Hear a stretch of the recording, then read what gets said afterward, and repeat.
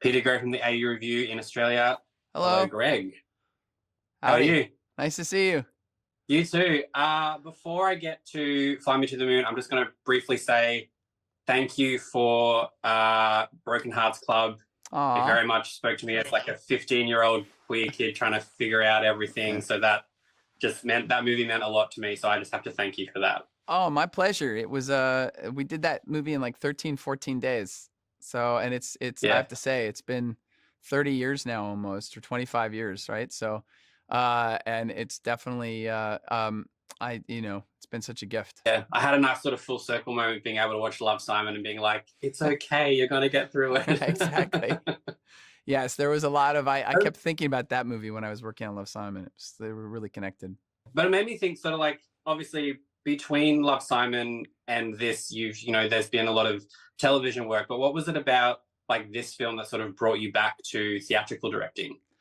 I would say it's always the story for me. The fact that there was an original story of this scale that someone like of Scarlett's caliber and talent was going to produce and star in it. I think that was already exciting to me. But then when I read it and read the story, I only kind of raise my hand to direct if I feel like, oh, I'm the person that's supposed to do this. And the blend of tones, the celebration of what was achieved back then, but the fun and the comedy of the different characters and the opportunity to work with this level of actor across the board, I think, and just my desire to, when I was working on, you brought up Love, Simon, but at that time I was trying to really put a film there that wasn't there when I was a kid. This, I'm trying to kind of put back more original movies that were there when I was a kid. Every time you went to the movies on the weekend, you didn't know what was going to happen. You knew there were going to be big stars, it was going to be fun, hopefully entertaining, and you just didn't know. It didn't feel like it was a third or a fourth or a fifth, no offense to sequels and those things, but it wasn't based on anything else. I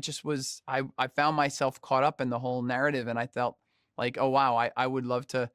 There'd be so many elements about this that would be super challenging. I don't know if I could do it. I'd love to try, because it would be an event to see if I could pull it off. I mean, it's not the worst thing to be like, oh, I guess I'll work with Scarlett Johansson and Channing Tatum, sure.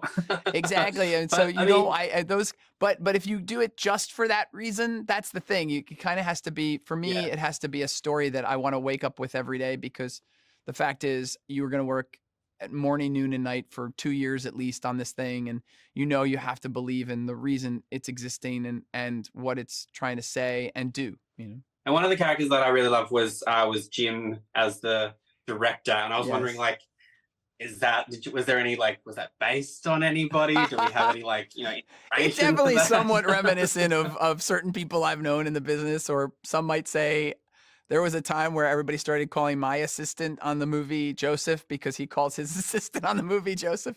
And so I think they were making a little fun. But no, look, Jim embodied and created that character before our eyes. But I knew that there was, that there was such opportunity. If you remember the film Wag the Dog, the Dustin Hoffman part of that Robert Evans kind of part that he played, like, you knew that, like, okay, you needed some element that was going to come in halfway through the movie and be larger than life enough to, like, give this movie its own vibrancy. And Jim had all those qualities, and there's like a half hour of Jim that's like on the cutting room floor that I couldn't even use in the cut. So one of the harder things about directing the film was actually what not to use of all the great comedy that he delivered. No, well, I just think, I walked into this not knowing what to expect, and I love that. I'm going to leave it with, it's a compliment if you stop listening. So I think that was one of the greatest lines. So I'm going to head off, because this was such a wonderful treat, and it's so great to see you back on the big screen. So thank you so much. Thank you so much for everything, and thanks for the Broken Hearts Club shout out. No worries. Thank you so much. You got Cheers. Cheers.